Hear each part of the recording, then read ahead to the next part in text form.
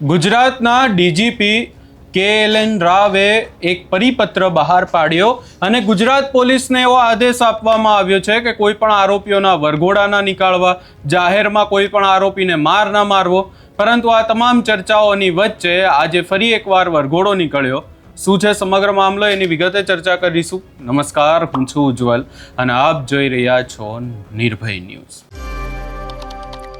Gujarat police કોને ખુશ કરવામાં ચક્કરમાં છે એ ખબર નથી પડી રહી, કારણ કે પોલીસ વડા જે ગુજરાતના પોલીસ વડા કે.એલ.એન. રાવ દ્વારા એક આદેશ આપવામાં આવ્યો કે ગુજરાતમાં જે હાલ ચાલી રહ્યું છે, આરોપીઓના વરઘોડા નીકાળવામાં આવી રહ્યા છે, એ વરઘોડા નીકાળવાનું બંધ કરવામાં આવે ને એની સાથે સાથે આરોપીઓને જે જાહેરમાં વરઘોડા નીકાળીને માર મારવામાં આવે છે એ પણ બંધ કરવામાં આવે. પરંતુ ફરી એકવાર બાબત સામે આવી કે જ્યાં ગોંડલમાં કુખ્યાત આરોપીને પોલીસે પકડી પાડ્યો અને આરોપીને પકડી પાડ્યા બાદ એનો વરઘોડો પણ નીકાળવામાં આવ્યો.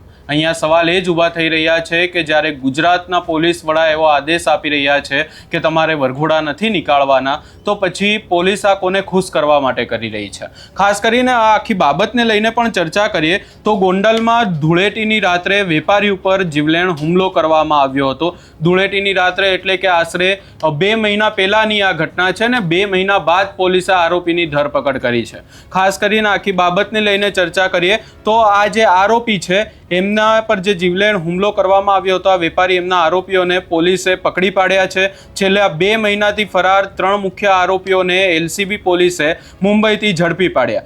ધરપકડ બાદ આજે ચુસ્ત પોલીસ બંદોબસ્ત વચ્ચે આરોપીઓને ઘટના સ્થળે લઈ જઈ અને રિકન્સ્ટ્રક્શન કરવામાં આવ્યું હતું. હવે અહીંયા સવાલ એ જ ઊભો થઈ રહ્યો છે કે જ્યારે પોલીસ વડાએ એવો આદેશ આપ્યો છે કે રિકન્સ્ટ્રક્શન, વરઘોડા નહીં કરવા, તો પછી ગુજરાતમાં આ કેમ હજી સુધી ચાલી રહ્યું છે? આ આખી બાબતે વધુમાં જો ચર્ચા કરીએ તો આ સમગ્ર મામલો ગોંડલની નાની બજારમાં આવેલી પાઘડી પટ્ટાની દુકાન ખાલી કરાવવા બાબતે શરૂ થયો હતો અને આ વિવાદે ઉગ્ર સ્વરૂપ ધારણ કરતા ધૂળેટીની રાત્રે કૈલાસ કોમ્પ્લેક્સ પાસે આવેલ વિનાયક મોબાઈલ દુકાન નજીક ગૌરવ જોશી નામના યુવાન ઉપર આરોપીઓએ જીવલેણ હુમલો કર્યો હતો. હુમલા બાદ તમામ આરોપીઓ ફરાર થઈ ગયા હતા અને હુમલા બાદ આરોપીઓ પોલીસને હાથાળી આપી અને ફરાર થઈ ગયા હતા. જો કે 2 મહિનાની શોધખોળ બાદ લોકલ ક્રાઇમ બ્રાન્ચ એલસીબીને ચોક્કસ બાતમી મળી હતી. આ બાતમીના આધારે પોલીસે મુંબઈમાં દરોડા પાડી અને ફરાર 3 મુખ્ય આરોપીઓને ઝડપી પાડ્યા. એલસીબી અને એ ડિવિઝન પોલીસની ટીમ 3 આરોપીઓને લઈ અને ઘટના સ્થળે પણ પહોંચી હતી.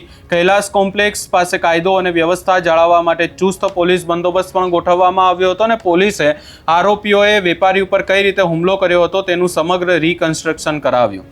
આ કાર્યવાહી જોવા માટે આસપાસના વિસ્તારમાંથી લોકોના ટોળા પણ ઉમટી પડ્યા હતા અને પોલીસે હાલ 3 આરોપીઓ વિરુદ્ધ કાયદેસરની કાર્યવાહી હાથ ધરી છે. આ આખા ઘટના સામે આવી અને પોલીસને આ 3 આરોપીઓ 2 મહિના સુધી તો સૌથી પહેલા મળ્યા નહીં. ત્યારબાદ આ આરોપીઓ મળ્યા તો હવે એમનો વરઘોડો નીકાળવામાં આવ્યો અને ફરી સવાલ એ જ ઊભો થઈ રહ્યો છે કે પોલીસ વડાએ જ્યારે કહ્યું છે કે કોઈ પણ આરોપીઓનો એવો પરિપત્ર બહાર પાડવામાં આવ્યો છે કે કોઈ પણ આરોપીઓનો વરઘોડો ન નીકાળવા, રિકન્સ્ટ્રક્શન ન કરવું, જાહેરમાં આરોપીઓને માર ન મારવો, તો પછી ગોંડલ પોલીસે આરોપીઓનો વરઘોડો નીકાળીને શું સાબિત કરવા માંગે છે?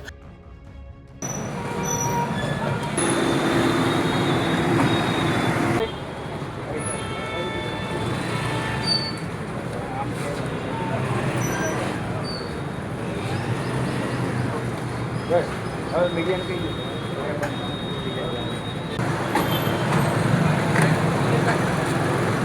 એકબીજાના હાથ પકડાય.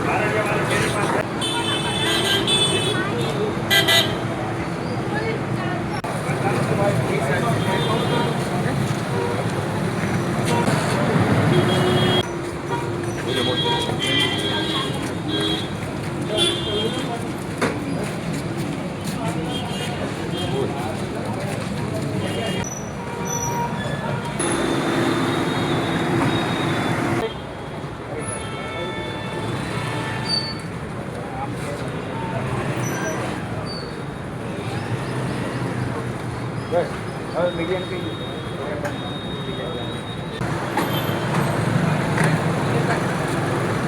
એકબીજાના હાથ પકડાય.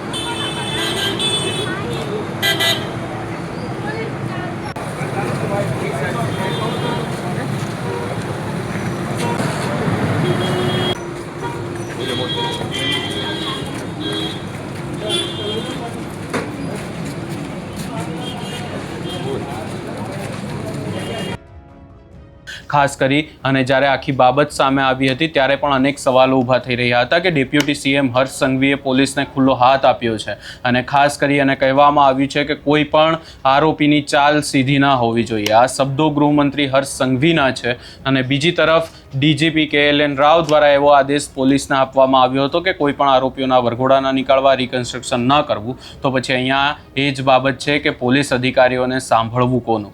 આ ગોંડલમાંથી જે આખી ઘટના સામે આવી એને લઈ તમારો શું અભિપ્રાય છે અમને કમેન્ટ કરી જરૂર જણાવશો ને અમારી ચેનલ નિર્ભય ન્યૂઝને લાઇક, શેર, સબસ્ક્રાઇબ કરવાનું ભૂલશો નહીં.